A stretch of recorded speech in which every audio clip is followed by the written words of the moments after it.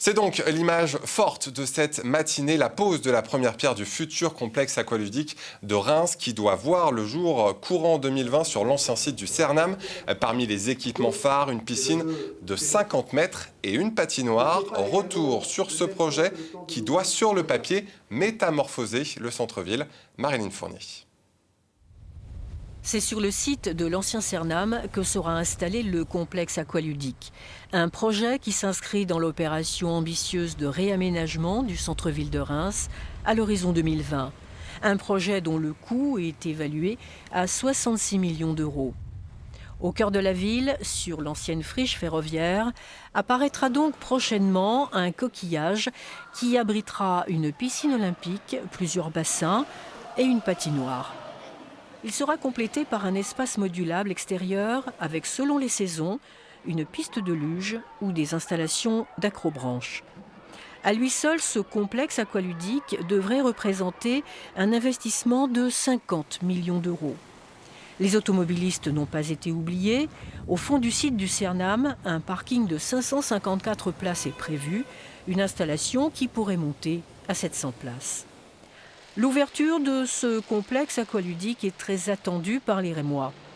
Depuis qu'en 2014, le Nautilus jugé vétuste avait été détruit, un équipement sportif d'envergure manquait dans la Cité des Sacres.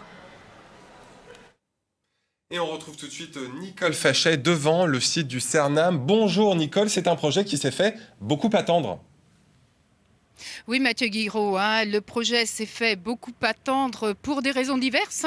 À la fois la dépollution du site, puisqu'on est sur l'ancien site de la Cernam, également les fouilles archéologiques qui sont obligatoires lors de travaux aussi importants, et puis également quelques problèmes posés lors du dépôt du permis de construire, des difficultés qu'ont regretté Arnaud Robinet et Catherine Vautrin. Alors vous le savez, la première pierre est posée officiellement aujourd'hui, et là encore il y a un peu de retard, puisqu'on est encore au moment des discours qui se déroulent actuellement. Plusieurs officiels sont là, le préfet de la Marne, la présidente évidemment du Grand Reims, Arnaud Robinet, le maire de Reims, et puis également la parlementaire Valérie Beauvais et le représentant de Jean Rotner, le président de région, Xavier Albertinier, qui est vice-président. Donc ce déroulement va se faire tout à l'heure.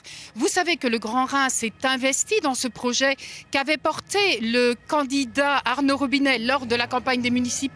Catherine Vautrin, que nous avons rencontrée, nous explique pourquoi le Grand Reims a accepté de payer et quels bénéfices pourront en tirer les habitants du Grand Reims. On l'écoute.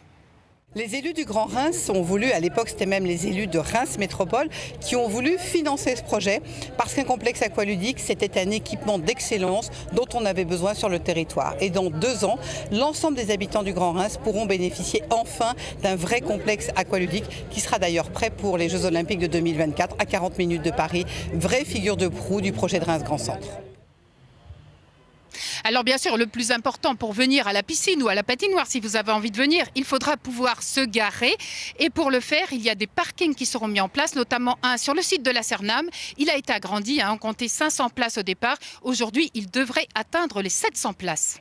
Nicole Fachet en direct de Reims, merci à vous Nicole.